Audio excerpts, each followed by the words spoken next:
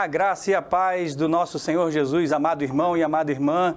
Deus abençoe muito a vida de cada um de vocês. Chegamos agora ao nosso Vida Devocional desta manhã de quarta-feira e estamos na nossa série, Cobiça, o pecado silencioso. Você já viu aí que existe a parte 1 dessa minissérie, ela será em 3 episódios, onde nós estamos falando sobre o problema da cobiça e como ele é um pecado que se infiltra, como ele é silencioso e que muitas vezes a própria pessoa não percebe que está dominado por esse pecado, que ele pode vir das mais diversas maneiras. Que tipo de cobiça pode dominar o meu e o seu coração? Isso nós vamos ver agora nessa manhã, na parte 2, e eu quero desde já lhe convidar a abrir a sua Bíblia comigo no Evangelho de Marcos, capítulo 10, e nós vamos ler ali do versículo 17 até o 27. É o trecho que fala no Evangelho de Marcos, capítulo 10, sobre o jovem rico, aquele jovem a quem Jesus amou, aquele jovem a quem Jesus aconselhou, mas que no momento em que ele recebe uma palavra dura de confrontação com o seu coração, ele se retira triste, pois era dono de muitas propriedades. É sobre esse tipo de domínio no coração, quem é o Senhor do seu coração. E, na verdade, nós podemos olhar para o nosso coração e ele deve ser o altar do Senhor nosso Deus, o único e soberano governante do universo. Ele deve dominar e o seu trono também deve ser estabelecido no nosso coração. No momento em que não fazemos isso, no momento em que não nos deixamos dominar pelo Espírito Santo e, na verdade, somos dominados por qualquer tipo de outra coisa que não seja o Senhor, um tipo de cobiça, essas coisas que podem dominar o nosso coração, que não seja o Senhor, elas podem se tornar falsos deuses. E é por isso que nessa manhã eu quero trabalhar isso com você. Eu quero trabalhar justamente sobre a ótica da cobiça, o pecado silencioso, e você vai perceber comigo que nós já vimos na semana passada o perigo do pecado silencioso, que é a cobiça. E nessa segunda parte nós vamos ver a razão desse perigo, ou seja, por que ele acontece no nosso coração. Abra sua Bíblia comigo, vamos a Marcos capítulo 10, versículo 17 a 27. Diz assim a palavra do Senhor. Pondo-se Jesus a caminho, um homem correu ao seu encontro e, ajoelhando-se diante dele, perguntou-lhe: Bom mestre, que farei para herdar a vida eterna? Jesus respondeu: Por que você me chama de bom? Ninguém é bom a não ser um, que é Deus. Você conhece os mandamentos: não mate, não cometa adultério, não furte, não dê falso testemunho, não defraude ninguém, honre o seu pai e a sua mãe. E assim, continua no versículo 20. Então o homem respondeu: Mestre, tudo isso tenho observado desde a minha juventude. E Jesus, olhando para ele com amor, disse: Só uma coisa falta a você. Vá, venda tudo que tem, dê o dinheiro aos pobres e você terá um tesouro no céu. Depois, venha e siga-me. Ele, porém, contrariado com esta palavra, retirou-se triste, porque era dono de muitas propriedades. Então Jesus, olhando ao redor, disse aos discípulos: Como é difícil para os que têm riquezas entrar no reino de Deus. Os discípulos estranharam estas palavras, mas Jesus insistiu em dizer-lhes: Filhos, como é difícil entrar no reino de Deus. É mais fácil um camelo passar pelo fundo de uma agulha do que um rico entrar no reino de Deus. Eles ficaram muito admirados, dizendo entre si: Sendo assim, quem pode ser salvo? Jesus, olhando para eles, disse: Para os seres humanos é impossível, contudo, não para Deus, porque para Deus tudo é possível. Esta é a palavra do Senhor. Por isso, meu amado irmão e minha irmã, nessa manhã nós vamos seguir com a parte 2, como eu já falei no início, as razões do perigo da cobiça. Se você ainda não viu a primeira parte, volte lá, vá lá na nossa IPP-TV, ali no IPP Play, e veja a primeira parte para que você possa dar sequência nessa minissérie. E a última parte nós vamos falar como lidar com o perigo da cobiça, que será o próximo e último episódio. Então, se por um lado Jesus nos apresentou na primeira parte que é mais fácil um camelo passar pelo fundo de uma agulha do que um rico entrar no reino de Deus, porque justamente o perigo da cobiça é o poder que ele tem de nos cegar espiritualmente, foi isso que nós vimos na primeira parte. O perigo da cobiça é o poder que ele tem de nos cegar espiritualmente. Por outro lado, nós continuamos agora e Jesus vai nos mostrar as razões desse perigo, aonde que isso começa na raiz do nosso coração. E para a gente entender esse tipo de razão, o porquê acontece isso, por que o perigo se dá no nosso coração, precisamos entender que Jesus está fazendo um aconselhamento com esse jovem. É isso mesmo, Jesus está aconselhando esse jovem. E a gente também precisa reconhecer quem era esse jovem rico. E quando fazemos isso, nós precisamos perceber que quando ele procura Jesus ali e se ajoelha diante dele, você vai notar que o seu coração estava atribulado. Ele estava procurando esse conselho, ele estava buscando aconselhamento. Isso é uma coisa boa de se fazer, para mim e para você. Quando o nosso coração está em dúvida, quando o nosso coração está trêmulo, atribulado, você deve buscar pessoas mais experientes na fé, você deve buscar a sua igreja, você deve buscar a palavra, você deve buscar o pastor, você deve buscar a Deus em oração, você deve pedir orientação e aconselhamento ao Espírito Santo de Deus, que vai te mostrar na palavra o melhor conselho para a sua vida diante da dificuldade e da tribulação do seu coração. E por isso ele procura esse aconselhamento e ele parecia, assim, ser um jovem que tinha o controle de tudo em suas mãos. Por um lado ele era rico, por outro lado ele era jovem, provavelmente ele era alguém de boa aparência, até porque até nos dias de hoje, né? Só não tem boa aparência aquele que não tem dinheiro, é muito difícil isso acontecer, né? A pessoa que tem dinheiro, ela consegue se vestir bem, ter uma boa aparência, vai fazer alguns procedimentos estéticos, não é isso, meu irmão e minha irmã? Mas ele era alguém que provavelmente tinha uma boa aparência. E tudo isso estava no controle das suas mãos. Por outro lado, além de ser rico, jovem, de boa aparência, ele também era alguém de caráter virtuoso, ou seja, ele era alguém que tinha uma personalidade que se relacionava com as pessoas de maneira que todos o admiravam, ou seja, ele era alguém moralmente de sucesso. Ele também era alguém que figurava provavelmente na High Society de Jerusalém, pois certamente, como Jesus estava cercado de pescadores não eram os homens que orbitavam em torno daquele jovem rico. E assim, existe algo que nos atrai nesse jovem rico aqui. E que foi o que provavelmente fez Jesus, e na verdade ali o Evangelho de Marcos relatar, que Jesus amou aquele jovem. Ou seja, algo intrigante nesse jovem. Porque mesmo ele parecendo ter o controle de tudo nas suas mãos, na verdade, o texto nos mostra que ele está atribulado em seu coração e que ele não consegue, na verdade, segurar essas coisas como se fosse o esteio, como se fosse a rocha, como se fosse ali a base da sua vida. Essas coisas não conseguem dar base para ele. Ser rico, ser jovem, boa aparência, alguém de caráter moralmente virtuoso. É por isso que ele vai até Jesus correndo e faz essa pergunta: o que farei para herdar a vida eterna?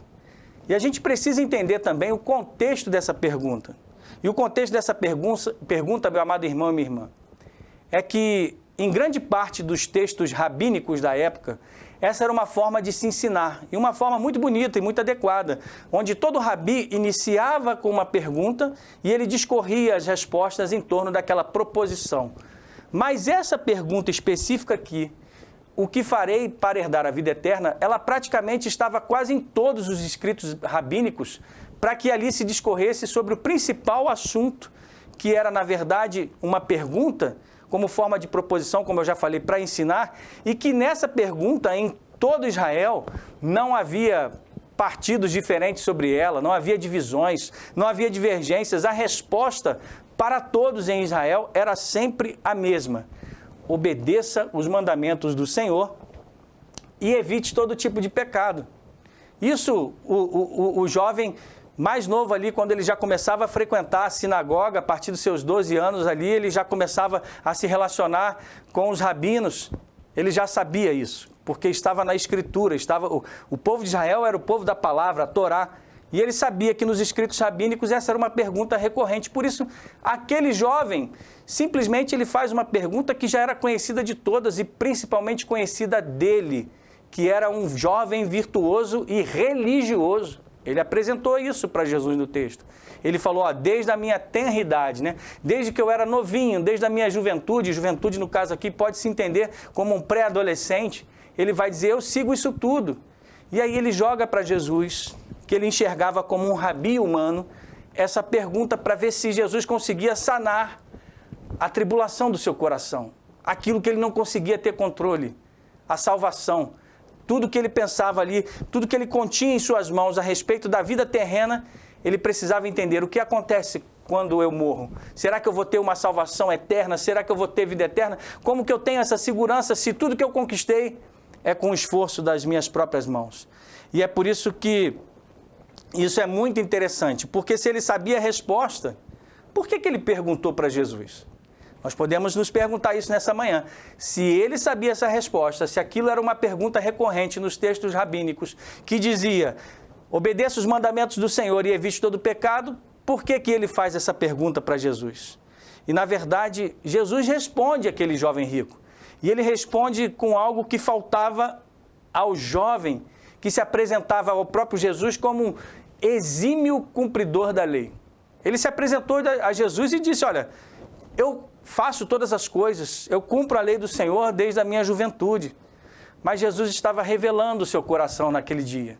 Jesus estava dizendo ao jovem, para ele, que ele é alguém que por trás das palavras estava dizendo assim, eu cumpro tanto a lei, que sou alguém de sucesso, Jesus. Tenho sucesso financeiro, sucesso social, sucesso moral, sucesso religioso. Aquele jovem se colocou dessa maneira para Jesus. E esse jovem que havia provavelmente ouvido falar de um rabi que era bom, de um rabi que se chamava Jesus, que ajudava as pessoas, que multiplicava os pães, que curava as pessoas, que tinha uma boa palavra, como o Sermão do Monte, por exemplo, ele foi atrás de Jesus para dizer, eu estou em dúvida se porventura eu deixei escapar alguma coisa, Jesus. Me ajude. Porventura, existe algo que eu ainda não consegui cumprir com o esforço das minhas mãos? Talvez eu tenha deixado passar algo desapercebido por mim. Eu sinto falta de alguma coisa, Jesus. Me responda. O que eu farei para herdar a vida eterna?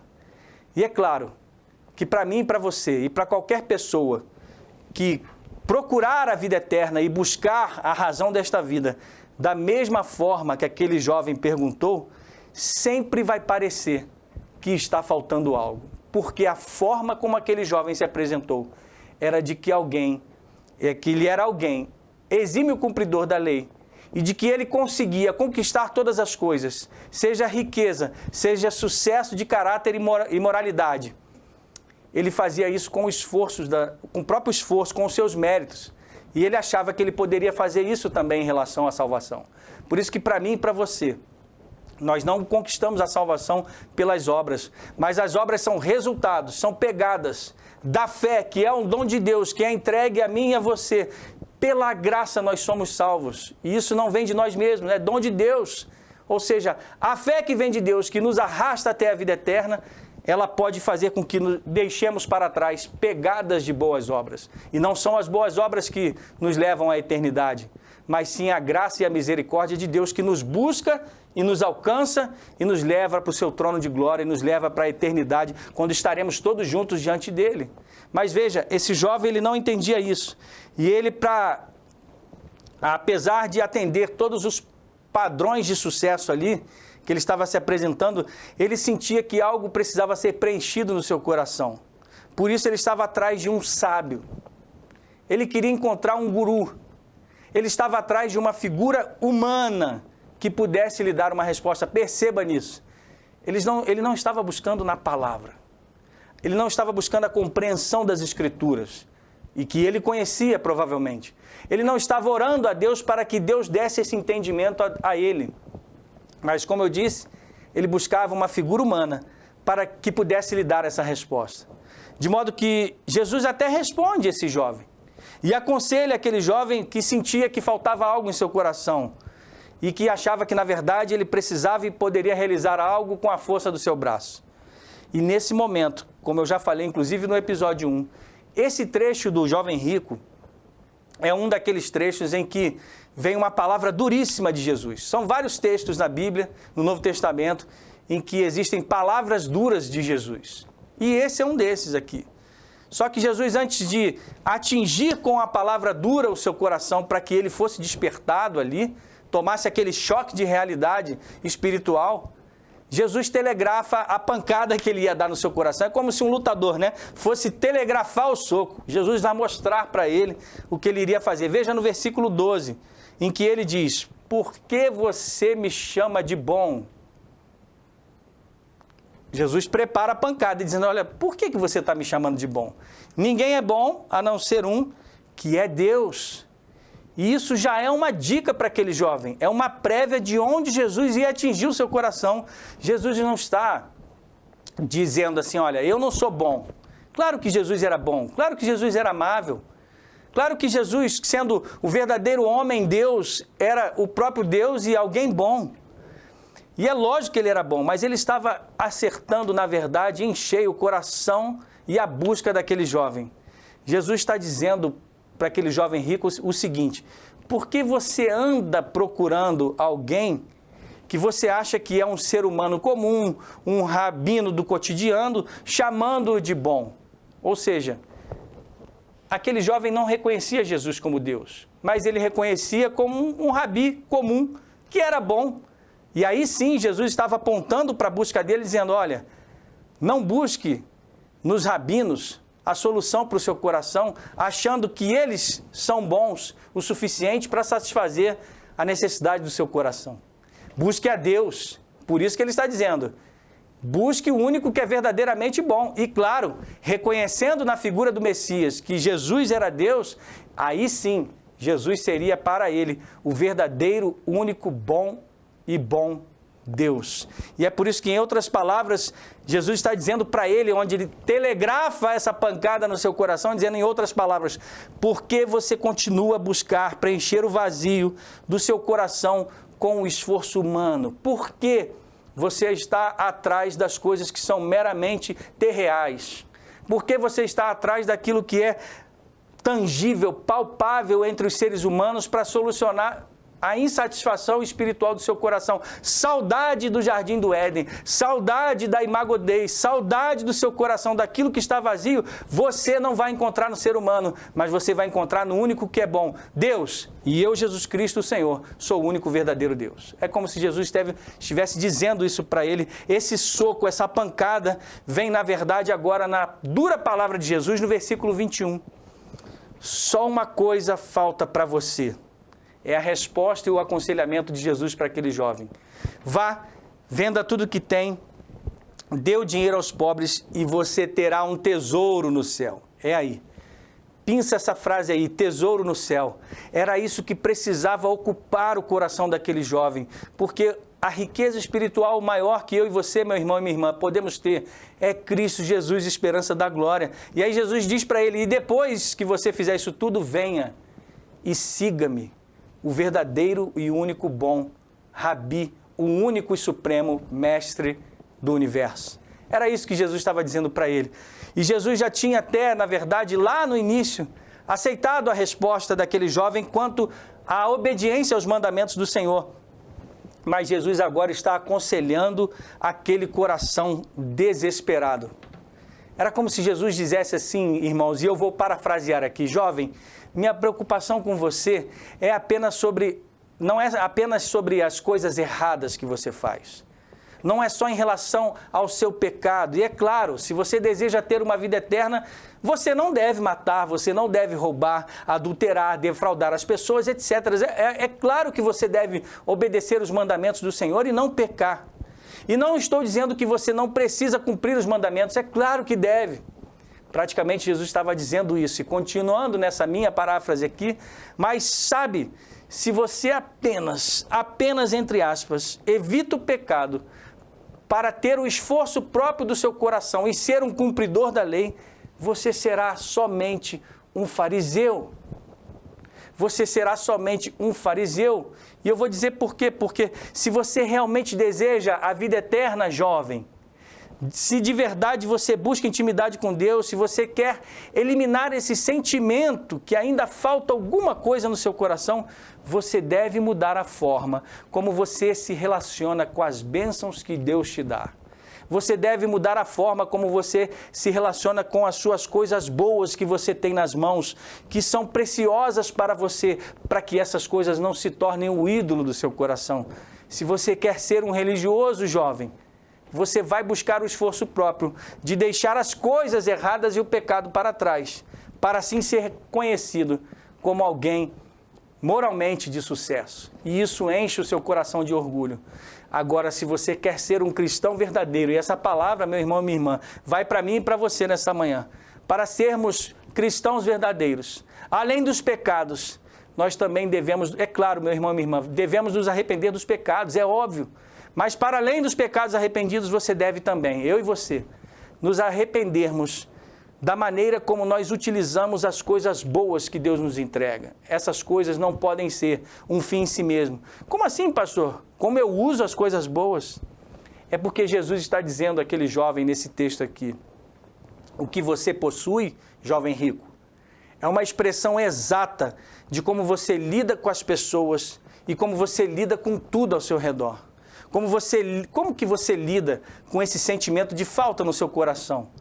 E eu vou dizer para você, Jesus dizendo por aquele jovem naquela manhã, naquele dia, na verdade, eu vou dizer como que você lida com isso. Tem algo na sua vida que você busca como lidar com isso. Algumas pessoas tentam desesperadamente transformar, preste atenção nisso, irmão e irmã, algumas pessoas têm esse desespero de transformar riqueza material, ou seja, as coisas dessa vida, em riqueza espiritual. E eu vou dizer para você uma frase antiga, que eu já ouvi a minha avó dizer: caixão não tem gaveta, você não leva nada para o outro lado. De modo que, para tentar lidar com esse vazio de pobreza que só aumenta mais e mais, as pessoas desesperadamente tentam transformar as coisas tangíveis dessa vida como um objetivo de sucesso também, transformando essas coisas em riqueza espiritual, mas essas coisas não conseguem substituir o vazio no seu coração, não conseguem substituir Deus, porque Deus é o único que preenche o seu coração. E alguns tentam, por exemplo, transformar a beleza física em beleza espiritual, para tentar justamente lidar com esse vazio que deforma o nosso coração. Alguns vão buscar no amor, alguns vão buscar no romance, outros vão buscar na fama, outros vão buscar na profissão, na carreira, ou em algum círculo em que ele possa ser aceito, buscando preencher desesperadamente o vazio da solidão. Mesmo assim, todas essas buscas de transformar algo material deste mundo em espiritual vão falhar, e era isso que aquele jovem fazia com a sua riqueza. Jesus está dizendo àquele homem: todos buscam preencher o vazio com alguma coisa, jovem. E você está lidando com isso, com o dinheiro e com a cobiça pelos bens materiais que você possui. Com todas as coisas boas que você conquistou até aqui, você está utilizando essas coisas para tentar preencher o vazio do seu coração. Você está fazendo isso com a sua carreira, com o seu dinheiro, com o seu status socioeconômico. Era isso que Jesus estava dizendo para ele. E Jesus continua a revelar aquele coração orgulhoso. Meu jovem, essas coisas que você domina e acha que domina e sustentam o seu coração, te tornam tão orgulhoso que você se sente melhor do que as outras pessoas. Em segundo lugar, você se torna extremamente preocupado com o seu dinheiro, pois a qualquer momento, se houver uma crise financeira no país e na cidade, tudo pode desmoronar e você está inseguro, porque Deus é para você um chefe e não o seu salvador. É por isso que ele obedecia os mandamentos. É como se fosse uma fórmula mágica para que ele pudesse manter tudo em suas mãos. Então Jesus o aconselha para que ele veja Deus e ao próprio Messias como a sua única esperança. Perceba, Jesus está aconselhando aquele homem: não se agarre às riquezas desse mundo, não se agarre aos tesouros materiais, mas você deve ter a Deus como a sua única esperança de vida. E aí Jesus vai aconselhar dizendo: perca tudo que você tem, veja-se, enxergue-se sem os seus bens, liberte-se dos seus bens e fique apenas comigo. Seja você destituído das correntes da cobiça e tenha somente a mim e me siga. Como você se sente, jovem? É como se Jesus estivesse fazendo essa pergunta. Se você se ver, se você se enxergar nu, sem os seus bens materiais, você tem somente a Deus como a sua única esperança de vida? E o que aconteceu diante desse aconselhamento, em que Jesus propõe para ele: deixe tudo que você tem, entregue aos pobres, venda e faça uma obra social, entregue, seja alguém que vai fazer missões, mas tenha a Deus como a sua única esperança. Qual foi a resposta do coração daquele jovem a este conselho de Jesus? Obviamente fica claro para mim e para você aqui que ele vai e se retira triste, diz o texto. Agora, eu queria que você observasse algo importante comigo. E na tradução antiga, a primeira tradução de King James, em inglês mesmo, lá, de 1611, nós podemos perceber que existe uma palavrinha aqui muito importante. É uma palavra, lá da tradução de 1611 da King James, que no lugar da palavra triste, que ele se retira dali, a King James coloca, se a gente traduz para o português, lógico, porque a King James é em inglês, no lugar de triste, ela coloca uma palavra algo semelhante a aflito, por conta da palavra grega ali, para essa que na nossa Nova Almeida Atualizada se refere a triste. Na King James eles colocam aflito e a palavra grega é lupeo, ou seja, essa palavra ela é muito importante nessa manhã para mim e para você. Por quê? Existe um outro lugar na Bíblia que a raiz dessa mesma palavra grega foi usada para a aflição de um outro jovem. Exatamente, essa mesma palavra, lupeo, foi usada para uma outra aflição de um outro jovem. E, na verdade, foi usada para o jovem Senhor Jesus. Aquele que foi à cruz do Calvário. Aquele que, na verdade, em Mateus 26, está no jardim do Getsemane. Jesus, o jovem que está ali pronto para se entregar na cruz do Calvário, orando no jardim do Getsemane. Em Mateus 26 nos é dito que Jesus se sentiu muito triste, profundamente triste, ou seja, profundamente aflito com aquele momento de dor no jardim do Getsemane que se iniciava. E nos diz o texto em Mateus que Jesus começa a suar sangue, e nos é dito literalmente que ele estava lupeo, profundamente triste, aflito em seu coração.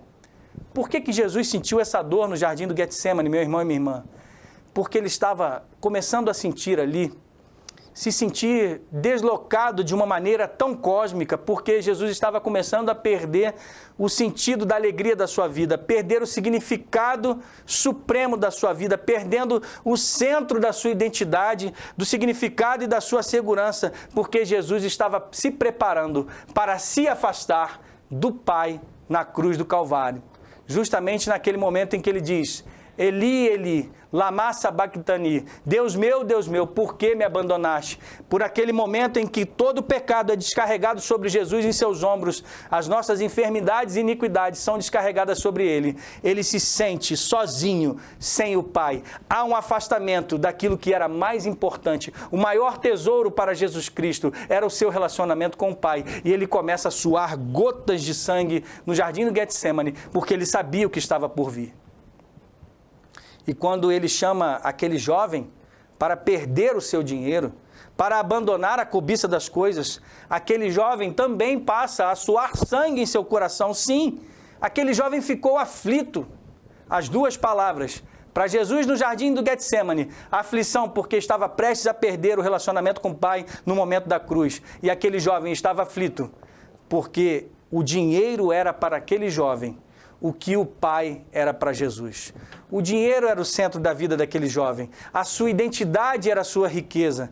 E perder aquela riqueza para aquele jovem era perder a si mesmo, perder a sua identidade. O que Jesus diz para mim e para você nessa manhã é que precisamos de que Cristo seja mais do que o nosso chefe. Alguém que possa atender os nossos pedidos e nós o obedecermos por causa das coisas. Se queremos que Ele seja o nosso Salvador, se queremos ter a vida eterna, nós precisamos redirecionar o foco do nosso olhar. Se você deseja ser um religioso, meu amado irmão e minha irmã, obedeça os mandamentos simplesmente pelo sucesso moral. Mas se você deseja ser um cristão, você deve se arrepender não só dos pecados e dos erros, mas também de como você utiliza as coisas boas que Deus lhe concede. Se elas tornam um fim em si mesmas no seu coração, ou rendem glórias a Deus e servem o próximo. Por isso, nessa manhã eu quero encerrar com você pensando nisso. Nessa parte 2. Será que você percebe agora a razão e o perigo da cobiça? Como o dinheiro e o poder e todas as outras coisas que podem dominar o nosso coração são tão perigosos? Portanto, só vai herdar a vida eterna aqueles que entendem que a salvação não depende da sua performance, nem de seus esforços ou méritos e as suas conquistas, mas que ela só acontece por um milagre. Conforme versículo 27, somente através da intervenção divina, somente através do amor de Jesus Cristo, nós podemos herdar a vida eterna. E Ele é o nosso tesouro, Ele é a nossa esperança não está nas coisas dessa vida. Por isso, meu amado irmão, minha irmã, eu quero encerrar com você aqui nessa manhã, orando com você. Se você quiser colocar o seu pedido de oração, fique muito à vontade aí para fazer isso e eu vou orar com você. Mas eu quero orar de uma maneira muito específica, pedindo a Deus que o nosso coração fuja, corra para os braços de Jesus e a gente deixe tudo para trás. Que a nossa aflição seja unicamente não servir verdadeiramente ao Senhor e que a nossa aflição não seja estarmos agarrados às coisas desse mundo. Teremos o próximo episódio, como lidar, na verdade, com o perigo da cobiça, e que Deus abençoe muito a sua vida. Feche seus olhos, eu quero orar com você.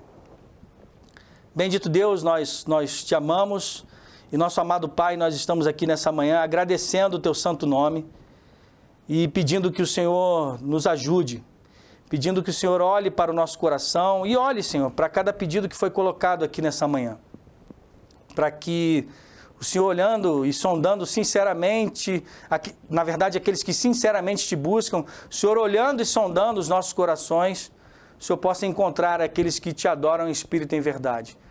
Nós queremos ser encontrados, Senhor, não agarrados às riquezas desse mundo, mas nós queremos estar agarrados, abraçados exclusivamente à Tua palavra, abraçados e agarrados ao Senhor, para que, cumprindo a Tua vontade, façamos isso por amor ao Senhor, e não simplesmente pelo sucesso moral ou para sermos religiosos, mas porque obedecemos ao Senhor, em primeiro lugar, porque o amamos. Por isso, nessa manhã, confronta o nosso coração com essa palavra dura, Senhor, de exortação, sim, para que possamos entender que precisamos reconhecer que o mérito não está em nós, mas está em Ti, na Tua intervenção milagrosa em nos resgatar.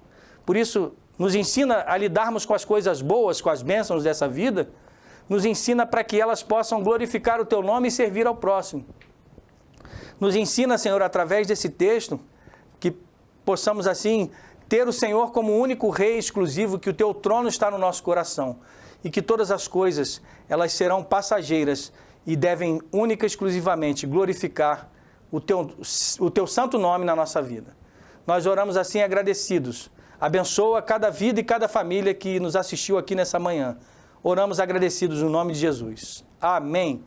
Deus abençoe muito a sua vida e até o último episódio, a parte 3, onde estaremos falando justamente como lidar com o perigo da cobiça. Deus abençoe o seu coração. Até a próxima. Tchau, tchau.